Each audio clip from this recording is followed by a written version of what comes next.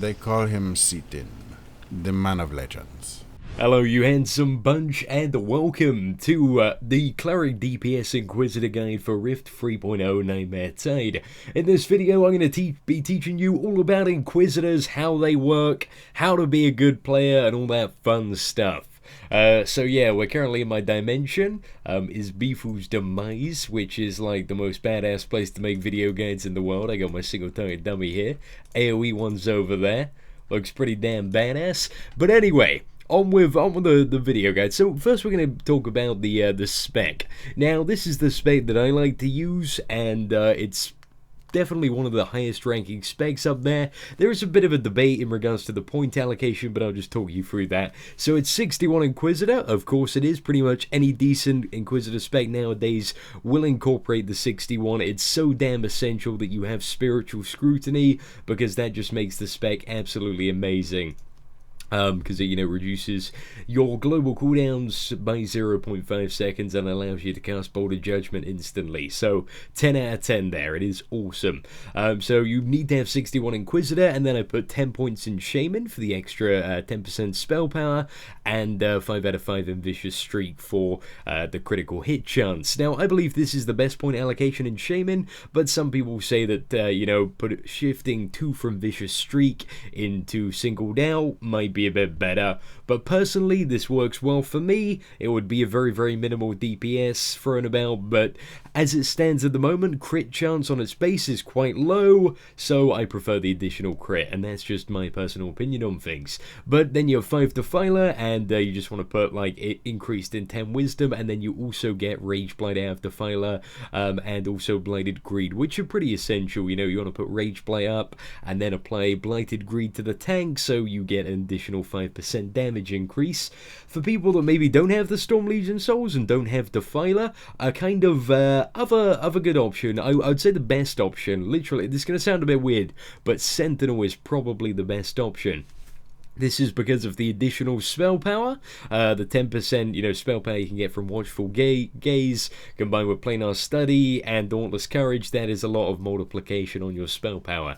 So yeah, it's probably definitely worth getting in comparison to, for example, going Druid and getting 10% Wisdom. So I'm going to advocate 5 Sentinel if you do not have the Storm Legion Souls.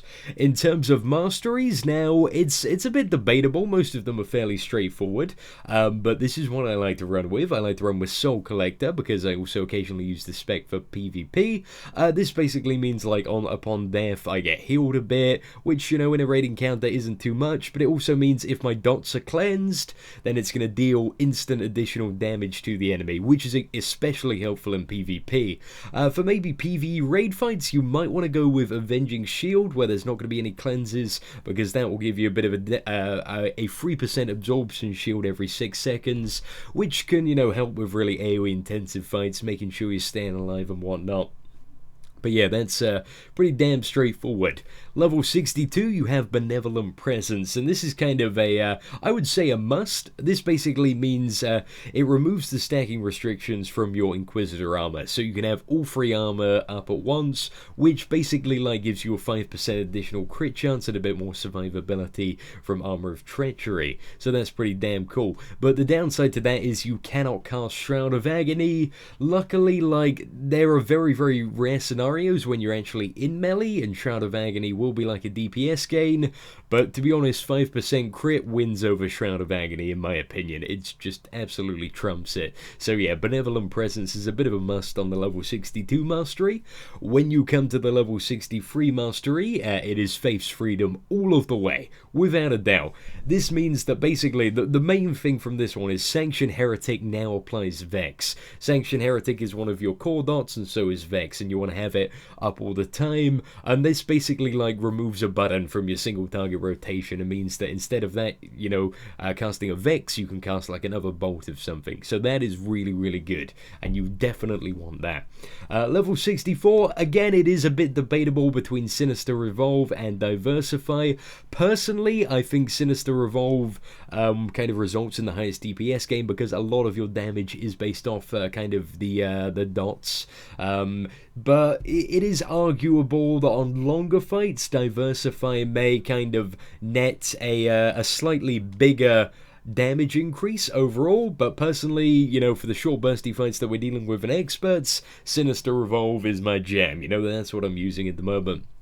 And then level 65, no questions asked here at all, it is Soulstream. Soulstream is the best talent choice here by far. It channeled ability hits harder than both your Nissa's Rebuke and also your Aggressive Inquisition. It is just so damn good for damage, and also good for a solo environment for kind of quickly topping yourself up. So that is pretty much it for kind of the talents, guys. That is, if you have any questions or anything about the talents, leave them in the comments below and I'll happily answer them. Again, you know, some stuff is a bit debatable on what is best, but this is what I go with. If you think something else is a bit better, you'd swap it around, but this works brilliantly for me. I'm always topping the DPS and kicking some serious ass in terms of those big numbers, which is what I love. It's amazing. But yeah, anyway, onto the rotation. Okay, so just quickly before we get started on the rotation, I just want to quickly talk about buffs. So you want to have Armor of Awakening, you cast that, that'll cast all of your other armor buffs, so that's pretty damn cool. Spiritual Scrutiny reduces your cooldowns, you want to have that up. Spiritual Protection, you just want to toggle that on whenever you can. In a raid environment, that will get toggled off a bit because you have like Bard and Archon stuff and whatnot, just you know, pushing over it. So in a raid environment, you won't need that, but in apart from that, you want Vengeance of the Winter Storm. This doesn't really proc unless like you get into melee range, but you know, why not have it up? It comes from the Shaman tree. You have then Rage Blight and also Blighted Greed, which I can't demonstrate now, but essentially you want to chuck down the tank and that'll give you like a 5% damage increase. Well, a stacking 1% damage increase every time the tank takes damage, but that's pretty much it, you know? So, in regards to the actual damaging rotation itself, now there are kind of 3 core elements to understanding how an Inquisitor works, and 3 kind of important things that you need to do, which will seem pretty easy, and they are pretty easy once you get used to it. So one of the core elements, number 1, right on top of the list, right, is always ensure all your dots are on the target. Like, over time, your dots hit so hard. For example, if we mouse over Scourge, that is like 60k death damage over 15 seconds, even more when you have like decent expert dungeon and raid gear. I'm in fairly newbie gear at the moment and I only have about how much is that? It's about 11, almost 12k spell power, so that's the kind of level I'm at.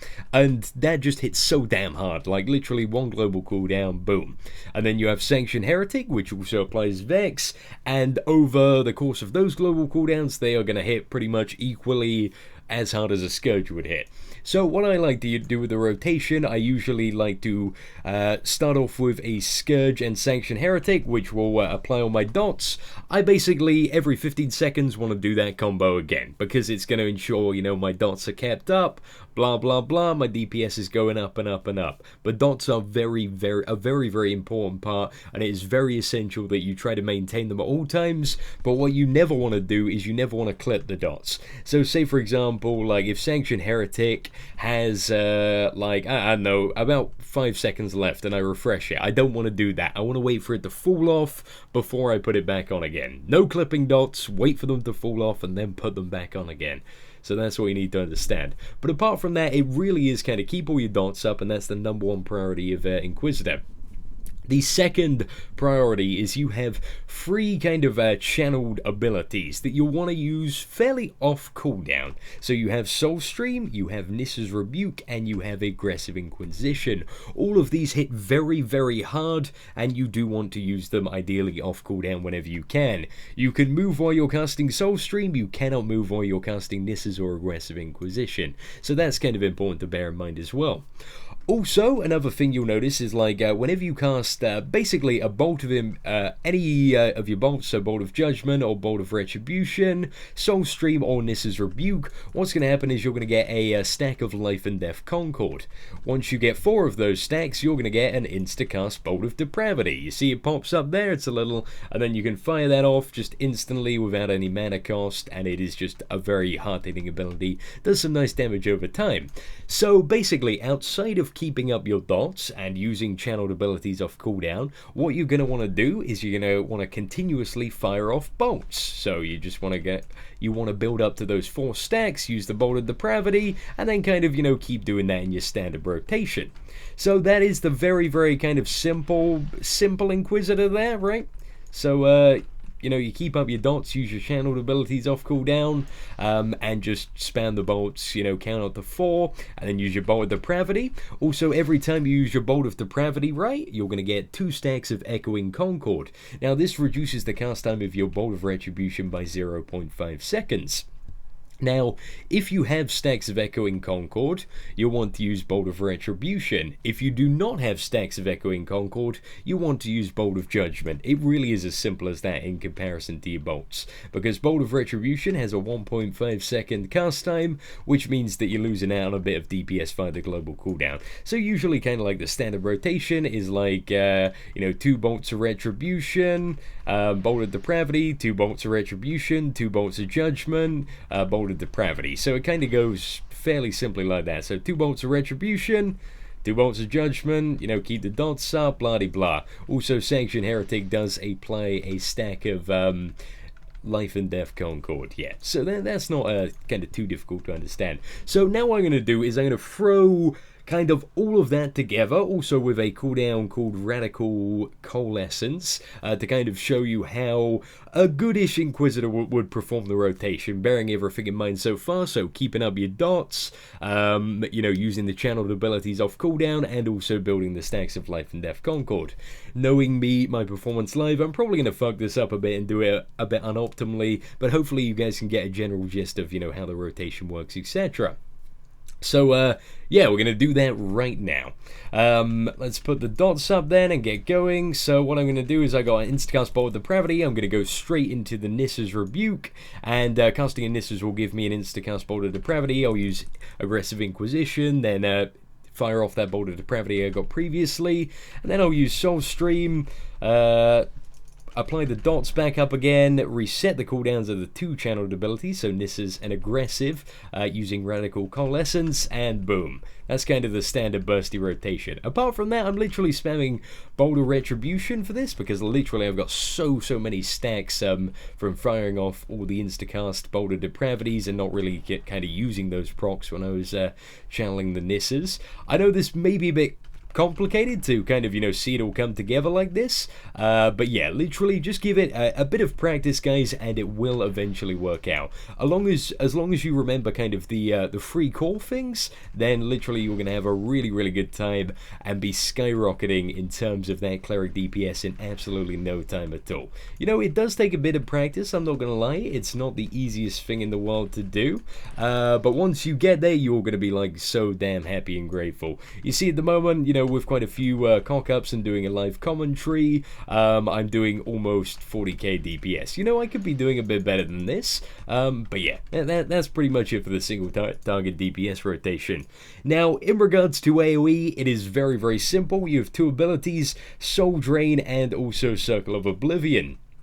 Now, Soul Drain, you essentially just want to use that off cooldown, ideally on the most centered enemy, because what it does is it kind of bounces up to 3 nearby enemies and kind of deals additional damage based on how many targets there are, up to 3. So ideally you only want to use Soul Drain when there are kind of 3 or more targets. On 2 targets, it's debatable whether or not it's you know, an overall DPS increase, but for 3 or more targets, it definitely will be. So if I cast the AoE rotation, really simple, right? Just cast Soul Drain, and then you'll channel a Circle of Oblivion, and then literally you rinse and repeat that until the end of time. It's really easy and smooth to do. Soul Drain, Circle of Oblivion. Soul Drain, Circle of Oblivion.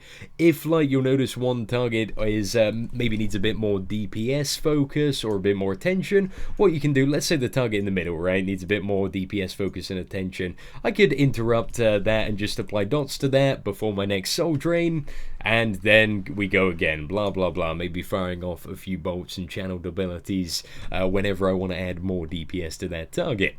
But that is pretty much it for the Inquisitor guide, guys. I mean, I'm just trying to think what else I can talk about. So there, just one last thing. It's a bit of kind of the utility of the Inquisitor, right? So just some things that you need to be aware of that you have in your arsenal. So you have a buff called Perseverance. You can apply it on anybody in your raid. It will grant them immunity to fear. So you can chuck that on the tank or healer or maybe somebody important if there's a fight that, you know, fears a lot of people. You have Bewilder, which confuses the enemy. It's kind of really good. Damage does not break the confuse, so that's especially kind of helpful in PvP. You have Confound, which is your interrupt. You know, you're going to be using that a lot, especially in experts. You have Excommunicate, which knocks the enemy back, snares their movement speed by 30% for 10 seconds. So that's especially good for, you know, mobs that might be coming at you in a solo environment. You know, just quickly knock them back. Boom, it's off the global cooldown as well. Same with the interrupt. So those are very good things that you can just, you know, randomly throw out to help people. And then you have Trepidation. It's a big AoE fear. And stuff won't get instantly broken on damage, but if they take a bit too much damage, then it will break. So that one does break quite easily. So ideally, you know, if you're going to fear mobs, make sure you don't have dots on them, or that is going to break their fear pretty damn fast. Apart from that, you have Purge. Purge is really good in this spec. It removes 2 buffs. What you essentially want to do, just put that on an easy to hit key, because especially on a lot of bosses in Nightmare Tide Experts and on the trash, there is stuff to purge, and that can really help with tank damage. So it's definitely a really good thing to have on your bar. Also, if you are soloing, or maybe you're in a group without support, you can apply Spiritual Deficiency to an enemy to increase magical damage taken by 7%. This can be a bit of help, you know. Personally, I'm far too lazy to apply it most of the time, and a lot of other classes do it, you know, fairly passively. So sometimes it's not really worth the while. And if you do run out of mana, you've got Righteous Deliberation. And apart from that, you have Judicial Privilege, which basically, this cooldown is absolutely amazing for PvP. So it adds 5 stacks of a 10% movement speed increase, and every time you're hit, you restore 10% health, which is just absolutely crazy at the moment. So yeah, that's a really good cooldown for surviving in PvP and ensuring that you're healed up. Now, there is one more thing I want to touch on, which is Harsh Discipline. This basically deals death damage over 3 seconds and restores 15% of the Cleric's maximum health. I think this ability, to be honest, is fairly useless. You're much better off using like a Bolt of Judgment for the global cooldowns, because that way you can, you know, generate stacks of Unified Fury. Some people do argue it is a DPS increase, but I just don't believe that at the moment. I genuinely think it's not. It's really debatable whether it is or isn't a DPS increase. I'm gonna go with it isn't a DPS increase, and it's one extra button that's pretty damn unnecessary. But it can be a bit useful if you do want to restore the health for whatever reason, while taking like a minimal DPS hit. So that's pretty much it for the Inquisitor guide, guys. If you do have any questions, I do actively encourage you to post them in the comments below, and I'll see what I can do to help you all out. Apart from that, take care and have an absolutely great day, guys.